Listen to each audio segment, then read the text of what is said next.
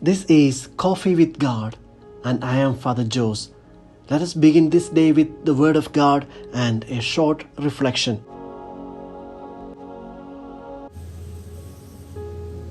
A reading from the Holy Gospel according to Matthew, chapter 5, verses 13 to 16. The passage is taken from the Message version of the Bible. Let me tell you why you're here.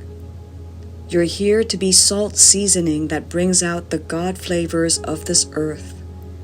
If you lose your saltiness, how will people taste godliness?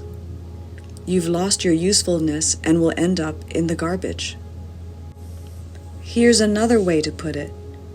You're here to be light, bringing out the God colors in the world. God is not a secret to be kept. We're going public with this, as public as a city on a hill. If I make you light bearers, you don't think I'm going to hide you under a bucket, do you? I'm putting you on a light stand.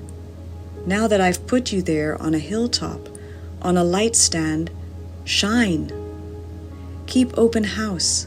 Be generous with your lives. By opening up to others, you prompt people to open up with God, this generous Father in heaven. The Gospel of the Lord.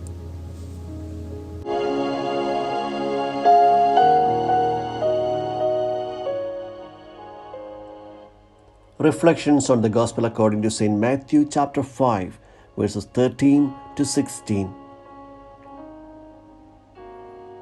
In today's Gospel, Jesus uses a series of images to define the disciples and their mission. He shows them primarily as the salt of the earth. The rabbis of Israel used to say, the Torah, the holy law given by God to His people, is like salt, and the world cannot live without salt. Jesus applies this image to describe His disciples and creates a provocative statement. He does not deny that the sacred scriptures are salt of the earth, but says, if His disciples assimilate His word and be guided by the wisdom of the beatitudes, they too will be salt of the earth. The image indicates that the disciples must bring to the world a wisdom capable of giving flavor and meaning to life.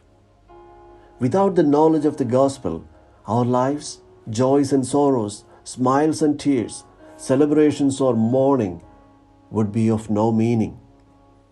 Salt is also used to preserve food, to prevent them from becoming damaged. Jesus assigns us to be the salt of the earth.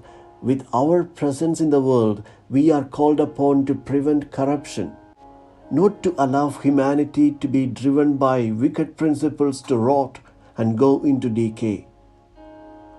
In a world where debauchery, hatred, violence, and oppression are regarded normal, a Christian, as the salt, has the responsibility to add flavor of gospel values. In a world where the inviolability of human life, from its beginning to its natural end, is doubted, where abortion, killings, drugs, and substance abuse destroy humanity, a disciple of Christ is a salt who reminds of the sacredness of life. Where sexuality, cohabitation, and adultery are trivialized, there the Christian reminds of the holiness of God's plan for marital love.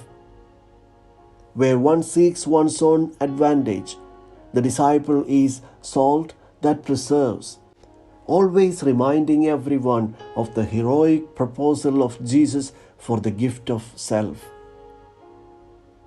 The parable of the salt ends with a call to the disciples not to become tasteless. Jesus warns His disciples against the danger of losing their flavor. When we fail to add taste to the lives of people around us through our wrong witnessing, we make the gospel lose its flavor. The second function assigned to the disciple is that of being a city set on a hill and to be the light of the world. Light is the first of God's creation. "Let there be light."